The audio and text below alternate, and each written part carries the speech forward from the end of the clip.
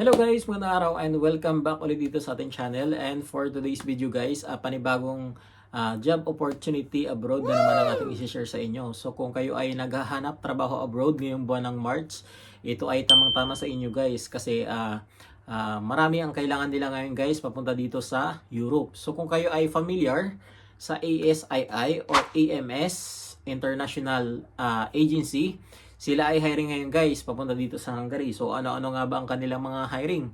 So ito guys, nag-post sila kanila sa kanilang Facebook page.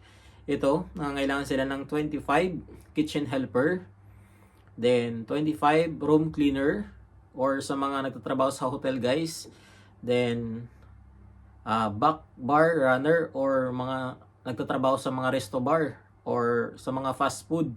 So pasok yun dito guys. Then assembly operator, ito ay mga nagtatrabaho sa mga factory. Kung kayo may experience sa assembly company or mga nagtatrabaho dyan sa mga auto parts company, kayo ay pasok na pasok dito guys.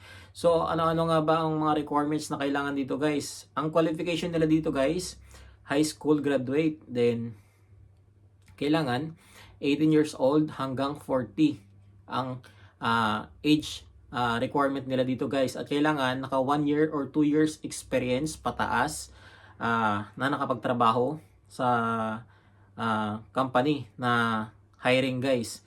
So kung kunyari nagtrabaho ka dito sa factory, kailangan naka 1 year ka dito guys kasi yun yung required ng employer na experience. Then kailangan yun nga, high school graduate, at kailangan marunong makipag-communicate sa English guys, kasi during interview English po ang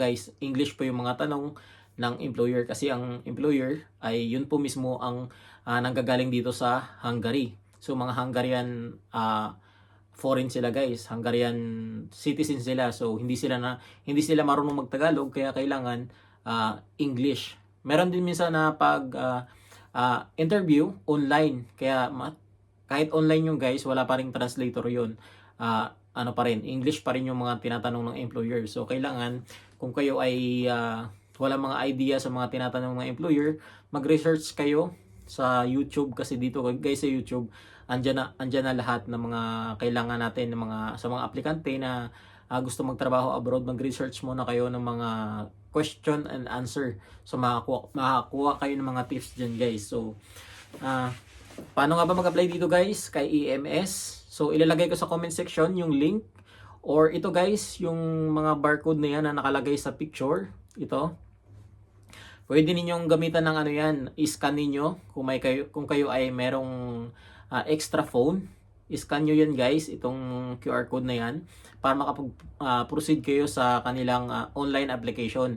At ang EMS pala guys, hindi sila tumatanggap ng walk-in applicants, kasi iniiwasan nila yung crowded ng mga tao, kasi alam mo naman pag nag-post ang agency ng ganito ng hiring, automatic yun, dudumugin talaga ng mga tao guys, kasi sobrang dami ang nangangailangan ng trabaho ngayon at nag-a-apply trabaho abroad. So kaya nag-provide sila ng online application guys.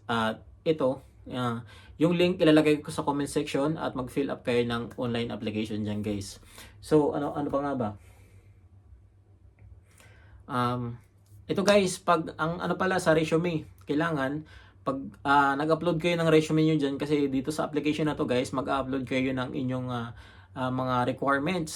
So kailangan complete requirements din kayo, at kailangan ang inyong resume ay may job description, kasi napaka-importante niyan guys, kasi doon nila malalaman kung ano yung ginagawa mo mismo sa experience mo. Kunyari, ikaw ay factory worker, so kailangan kung ano yung ginagawa mo sa process mo, yun yung ilalagay mo doon sa job description.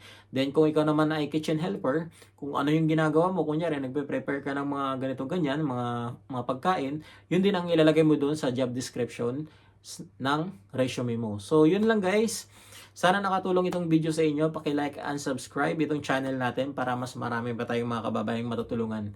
So thank you for watching and God bless. So sana sabay-sabay tayong umangat sa buhay at makatulong sa ating mga pamilya. So yun lang guys, thank you for watching and God bless.